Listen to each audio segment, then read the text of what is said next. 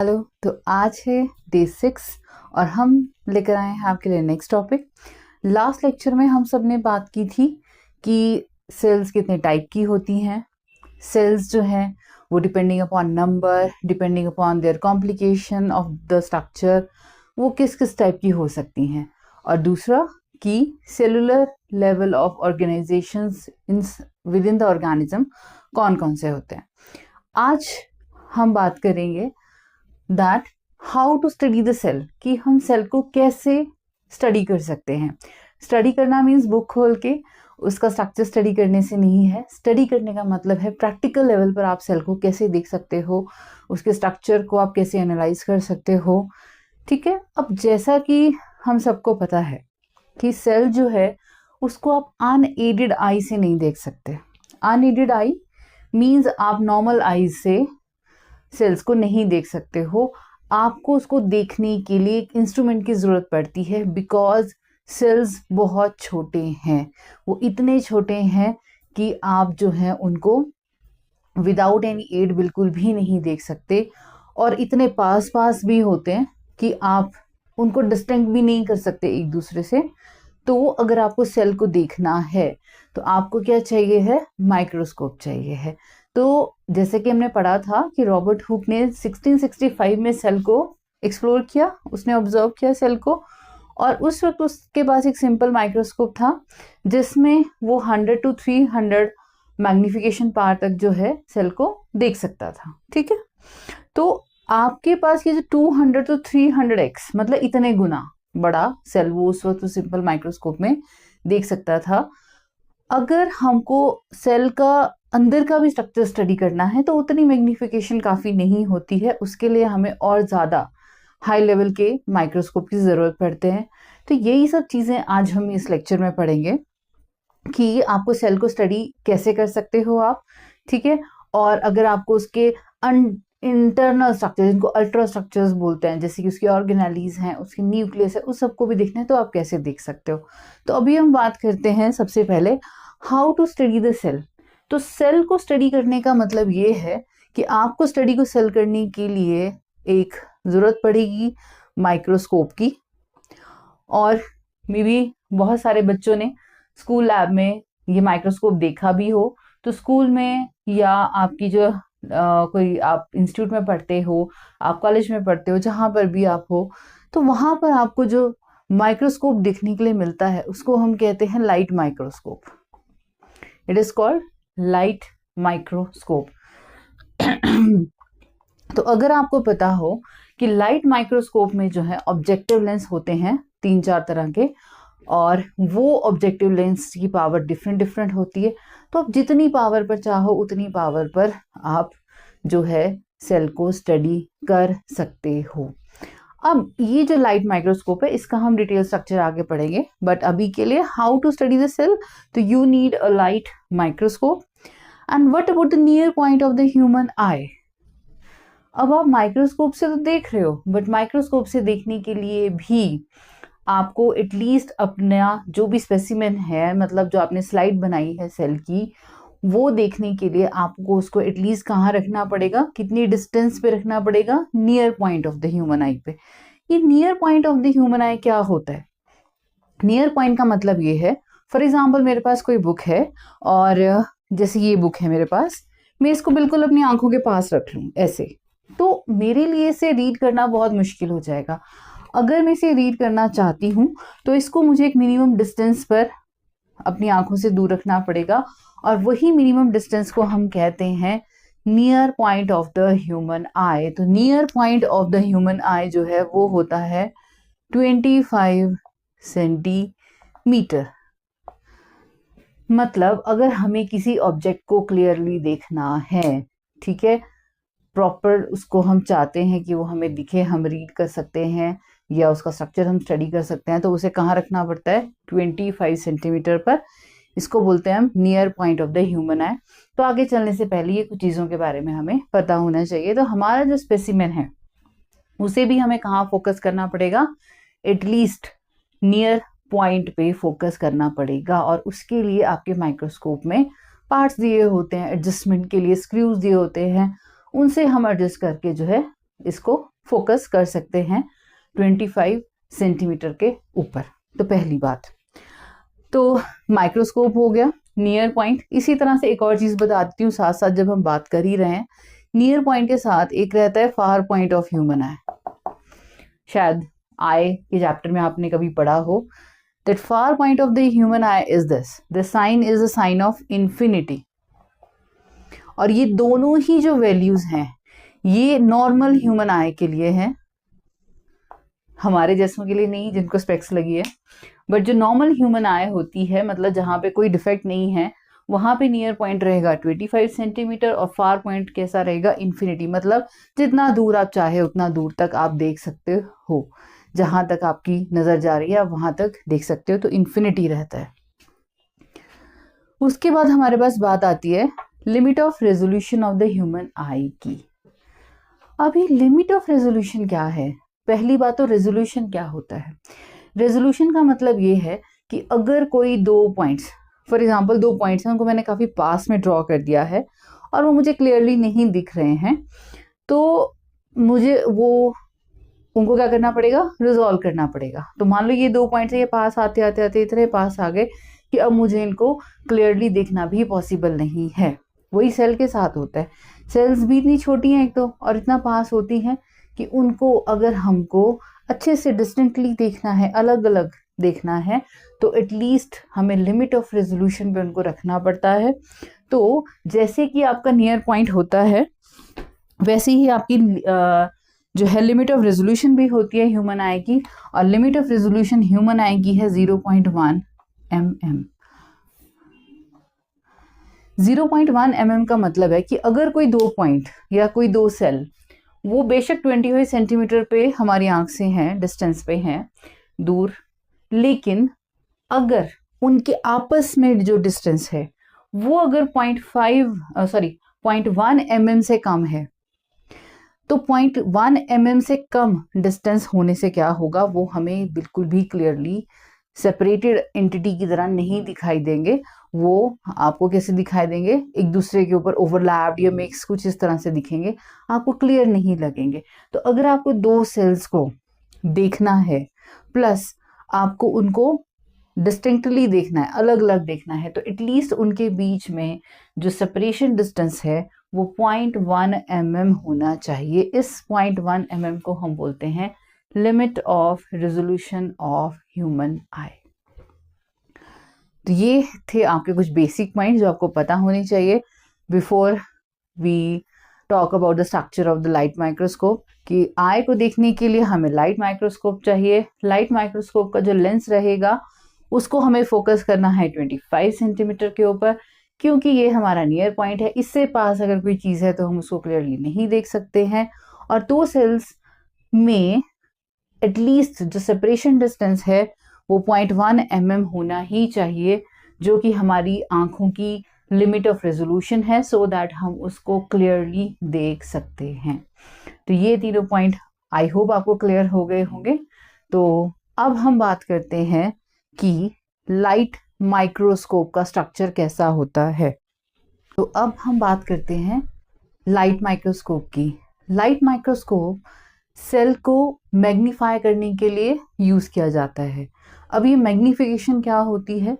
Magnification का मतलब है आपको कोई भी चीज को बड़ा करके देखना, उसका इमेज को बड़ा करके देखने को हम क्या बोलते हैं, मैग्नीफाइड इमेज बनाना, मैग्नीफाइड इमेज देखना। तो उसके लिए हम यूज करते हैं light microscope, because light microscope में होते हैं कन्वेक्स लेंसेज, और कन्वेक्स लेंसेज का काम होता है मैग्नीफिकेशन करना। आपने देखा होगा बहुत सारे या टीवी के किसी शो में आपने देखा होगा, या आपने पर्सनली भी कभी यूज किया होगा कि छोटी छोटी चीजों को देखने के लिए एक मैग्नीफाइंग ग्लास होता है। कई बार बच्चों के ज्योमेट्री बॉक्स में भी वो होता है, और डाइसेक्शन बॉक्स के अंदर भी वो आपको मिलता है। तो मैग्नीफाइंग ग्लास का काम क्या है, वो इमेज को थोड़ा बड़ा करके हमको दिखाता है। इन द सेम मैनर आपका लाइट माइक्रोस्कोप में भी अरेंजमेंट होता है कन्वेक्स लेंसेज का, in the form of the eyepiece and objective lenses, जिनकी हेल्प से हम मैग्नीफाइड इमेज देख पाते हैं सेल का, और हम सेल को अच्छे से स्टडी कर सकते हैं। ठीक है, तो मैग्नीफिकेशन मीन्स क्या हुआ, enlarged image of the object, और यहाँ हमारा ऑब्जेक्ट कौन है? सेल। तो अब हम बात करते हैं लाइट माइक्रोस्कोप की। लाइट माइक्रोस्कोप, जैसा कि अभी मैंने कहा, it is a combination of convex lenses.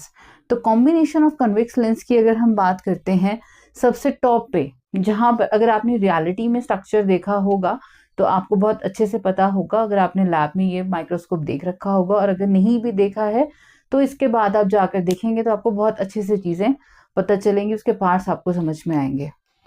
तो टॉप पे यहाँ पर एक लेंस रहता है, ये जो छोटा सा ट्यूब है, इस ट्यूब को हम बोलते हैं आई पीस। आई पीस जो है ये आपको आंख के पास रखना होता है, ठीक है। ये जो आपको 3 लेंसेज दिखाई दे रहे हैं यहाँ पे, ये 3 लेंसेज को हम क्या बोलते हैं? Objective lenses. What they called? Objective lenses. Objective lens जो है इनकी पावर अलग अलग होती है। यहाँ पे 3 पावर के लेंस आपको दिखाए गए हैं। 10x मतलब जो 10 गुना बड़ा साइज आपको इमेज का देंगे, और फिर 40x है, और फिर 100x है। हम जो यहाँ बात कर रहे हैं, हम बात कर रहे हैं 10x और 40x की, क्योंकि 10x और 40x पर हमें काफी अच्छा मैग्नीफाइड, एनलार्ज और रिजॉल्व्ड इमेज जो है वो दिख जाता है सेल का। 100x जो है वो आपका काफी हाई पावर का होता है, और इसमें हमें ऑयल इमर्शन लेंस भी इसको बोलते हैं। 10x जो है वो लो पावर है, 40x हाई पावर है, और 100x को ऑयल इमर्शन लेंस बोलते हैं। ये तीनों का ही काम अलग अलग है। ये आपके इमेज को बड़ा करके दिखाता है, ये आपको उसको अच्छे से रिजॉल्व करके दिखाता है। यहाँ पर हमें क्योंकि ऑयल यूज करना पड़ता है स्पेसिमेन के साथ, लेकिन सेल के लिए हमें ये नहीं करना पड़ता। सेल के लिए जो सफिशिएंट है वो है 10x एंड 40x। इसके ऊपर हमें सेल अच्छे से हम स्टडी कर सकते हैं। तो this is the eyepiece and this is the objective lens. ये जो आप देख रहे हो, ये सर्कल जिसके ऊपर ये तीनों फिक्स हैं, ये ऐसा नहीं है ये फिक्स होता है, ये रिवॉल्विंग रहता है। इस रिवॉल्विंग जो भी आपका ये स्ट्रक्चर है, इसको आप शिफ्ट कर सकते हो। अगर आपको स्पेसिमेन को 10x पे देखना है, आप उधर इसको घुमा कर ला सकते हो। 40x पे देखना है तो वैसे ला सकते हो, 100x पे भी ला सकते हो। तो ये आपका ऑब्जेक्टिव लेंस का एक तरह से होल्डर होता है, जिसको होल्ड करके रहता है, और उसमें ये तीनों फिक्स्ड होते हैं। रेस्ट ऑफ द स्ट्रक्चर्स की भी हम बात कर लेते हैं। ये जो आपको स्क्रू दिख रहा है ब्लैक कलर का, ये आपका कोर्स एडजस्टमेंट के लिए होता है।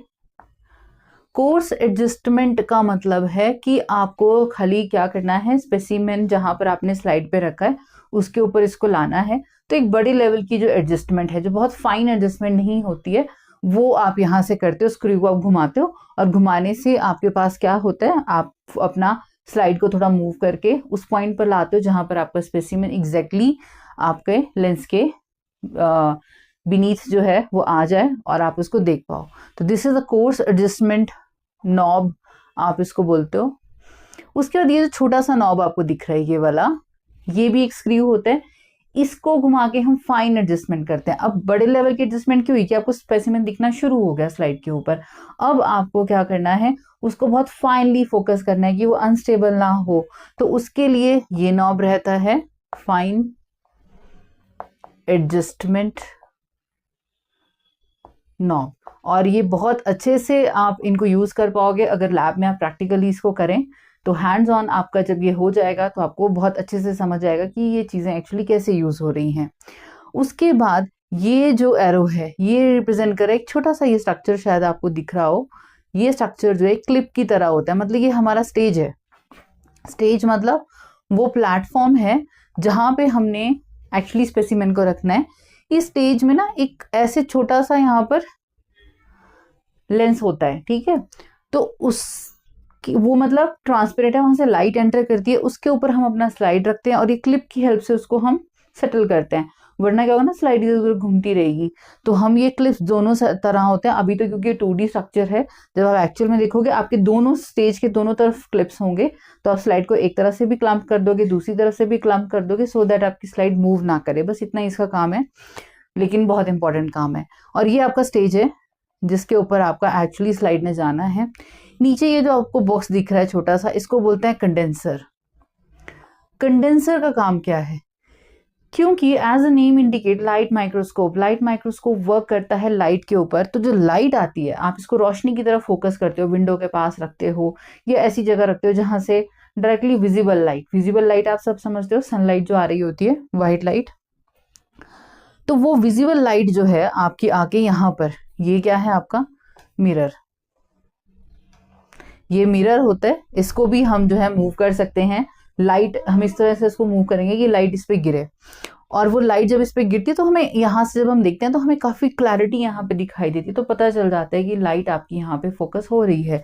इस मिरर पे आपकी क्या होगा, विजिबल लाइट जो है वो आएगी, वो यहाँ पे गिरेगी, विजिबल लाइट, और वो जाके कंडेंसर में आएगी। कंडेंसर के नीचे ये जो आपको छोटा सा स्ट्रक्चर दिख रहा है इसको डायाफ्राम बोलते हैं, डायाफ्राम। तो यहां से होती हुई लाइट कंडेंसर में जाएगी, वहां से आपकी यहाँ पे आएगी और आपकी स्लाइड को इल्यूमिनेट करेगी।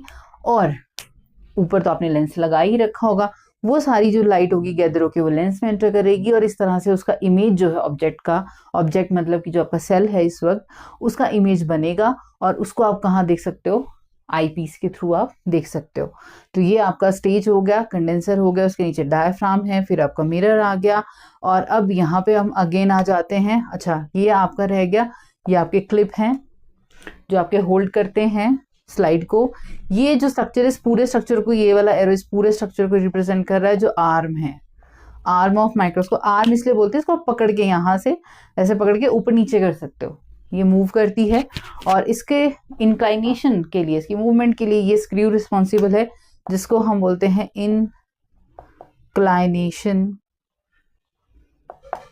Inclination joint.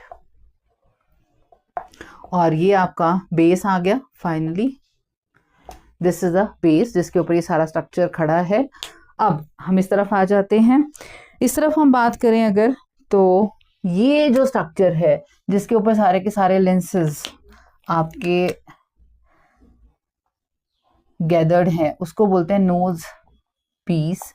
और ये नोज पीस कैसा है, ये रिवॉल्विंग होता है and this is called tube body, या आप बॉडी ट्यूब बोल लो, बॉडी ट्यूब या ट्यूब बॉडी इसको बोल सकते हैं। तो ये ट्यूब की तरह ये स्ट्रक्चर होता है जिसके ऊपर आपका आ गया आई पीस, ठीक है, नीचे आपका आ गया नोज पीस के पास आपके ऑब्जेक्टिव लेंसेज आ गए। ऑब्जेक्टिव इसलिए बोला क्योंकि ऑब्जेक्ट पे आप इनको फोकस करते हो, अलग अलग पावर के ये होते हैं। स्टेज जिसके ऊपर आप स्लाइड रखोगे, ठीक है, आपका कंडेंसर है, डायफ्राम है, मिरर आपका यूज आपका हो गया, this is a base, inclination joint, arm, clip, fine adjustment को knob and coarse adjustment knob, and again the eyepiece. तो this is all about the structure of light microscope. तो आप इसका screenshot ले सकते हैं और इसके सभी पार्ट्स को आप लेबलिंग के लेवल पर आप समझ सकते हो। तो this is the light microscope. जो मेन चीजें आपकी याद रखने की हैं वो है कि लाइट माइक्रोस्कोप आपका वर्क करता है विजिबल लाइट के ऊपर, अच्छी खासी मैग्नीफाइड इमेज ये आपको देता है। रेजोल्यूशन पावर भी इसका अच्छा है, उतना ज़्यादा नहीं है बट अच्छा है, आप सेल्स को देख सकते हो डिस्टिंक्टली। आगे हम एक्टिविटीज़ पढ़ेंगे, एक्सपेरिमेंट्स पढ़ेंगे कि कैसे जो है सेल्स दिखाई देते हैं जब हम इसमें ऑब्जर्व करते हैं।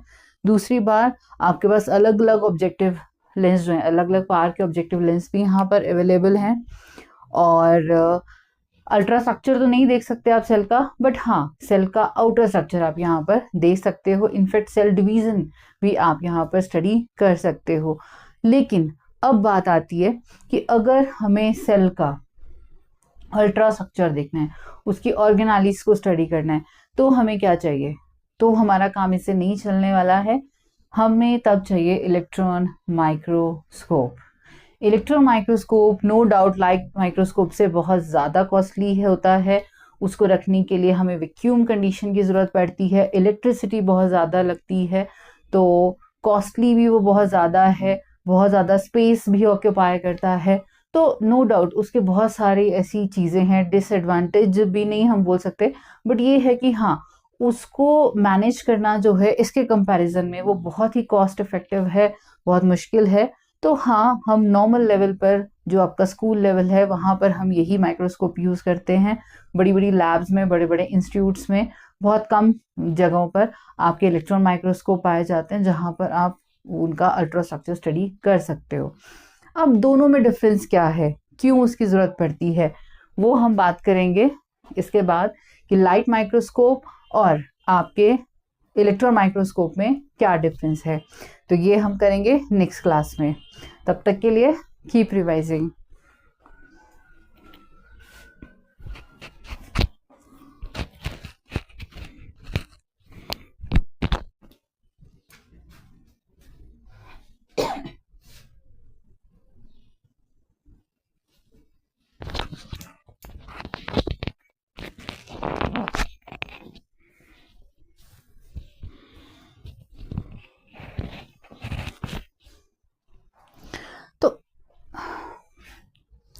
तो अब बात आती है कि ठीक है, लाइट माइक्रोस्कोप है, ये विजिबल लाइट पर डिपेंड करता है और हम जो है इसको लैब में यूज़ कर सकते हैं, स्कूल लैब में यूज़ कर सकते हैं, कॉलेज में यूज़ कर सकते हैं, कोई आपके इंस्टीट्यूट्स हैं, रिसर्च लैब्स हैं, वहाँ पर इजीली, क्योंकि हैंडी है, आप उठा के कहीं भी लेकर जा सकते हो, इजीली सनलाइट में आप इस पे काम कर सकते हो।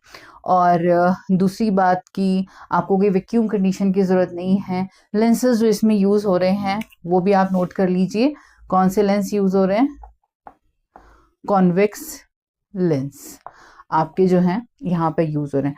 अब बात आती है कि अगर हमें सेल का जो है डिटेल्ड स्ट्रक्चर, मतलब अल्ट्रा स्ट्रक्चर अगर स्टडी करना है तो आपको किसकी जरूरत पड़ती है, तो उसके लिए आपको जरूरत पड़ती है इलेक्ट्रॉन माइक्रोस्कोप की। इलेक्ट्रॉन माइक्रोस्कोप की अगर हम बात करते हैं, जैसे कि हमने यहाँ पढ़ा कि विजिबल लाइट चाहिए, तो वहां पर आपको क्या चाहिए, इलेक्ट्रॉन बीम चाहिए। वहां विजिबल लाइट से काम नहीं चलेगा।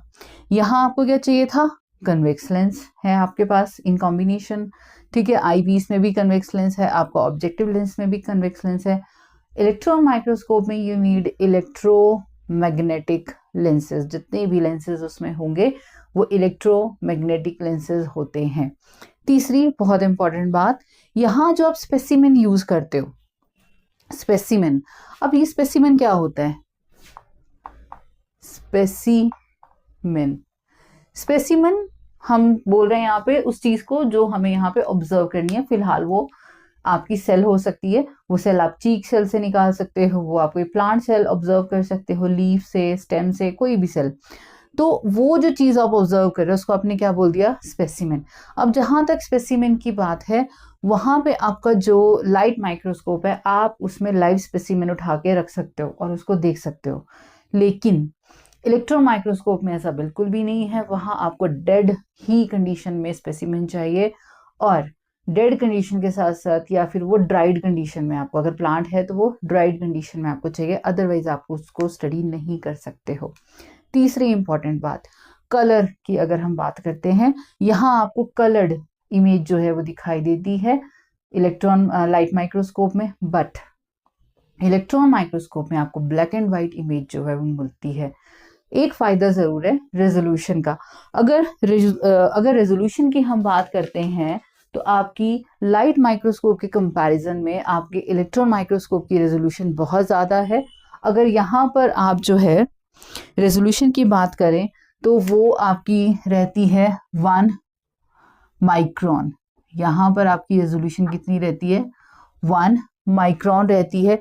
लेकिन अगर हम बात करते हैं इलेक्ट्रॉन माइक्रोस्कोप की, तो इलेक्ट्रॉन माइक्रोस्कोप की जो रेजोल्यूशन है वो आपकी रहती है 1 mm। ये सारे point of differences by the end of the video मैं स्क्रीन पे दे दूंगी, आप वहां से स्क्रीनशॉट ले सकते हैं और नोट भी कर सकते हैं। तो इसका रेजोल्यूशन जो है वो कंपैरेटिवली बहुत छोटा है, माइक्रोन्स में है, और उसका क्या है, mm में, बहुत ज़्यादा है। वैसे ही अगर मैग्नीफिकेशन की बात करें तो आपके इलेक्ट्रॉन माइक्रोस्कोप की मैग्नीफिकेशन लाइट माइक्रोस्कोप के कंपैरिजन में बहुत ही ज़्यादा है। तो ये कुछ पॉइंट ऑफ डिफरेंसेस थे जो कि आपको डिफरेंस क्रिएट करने में हेल्प करते हैं between the electron microscope and the light microscope. तो नो डाउट दोनों ही बेनिफिशियल हैं, आप कोई ऐसा कंपैरिजन नहीं बोल सकते कि वो ज़्यादा अच्छा है या ये, क्योंकि उसके अपने कोन्स हैं वो आपके लिए हर जगह अवेलेबल नहीं है, वो इतना कॉस्ट इफेक्टिव नहीं है। उसके लिए हमको जो है बेटर कंडीशंस चाहिए, वैक्यूम कंडीशन चाहिए, बहुत ज़्यादा इलेक्ट्रिसिटी की कंजम्पशन की वहाँ पे ज़रूरत पड़ती है। स्पेसिमेन को भी आप कलर्ड फॉर्म में, लाइव फॉर्म में नहीं देख सकते हो। नो डाउट आपको मैग्नीफाइड और हाईली डिजॉल्व फॉर्म्स वहाँ पर मिलती हैं as compare to the light microscope. तो this is all about the difference between light microscope and compound microscope. So this is all about the microscopes and I hope आपको अपने question का answer अच्छे से मिल गया होगा, that how to study the cell with the help of a light microscope। तो next class में हम मिलेंगे नेक्स्ट एक्टिविटी के साथ, जहां पर हम ये देखेंगे कि हम साइज ऑफ द सेल को कैसे कैलकुलेट कर सकते हैं एक फॉर्मूला की हेल्प से। तो तब तक के लिए कीप रिवाइजिंग।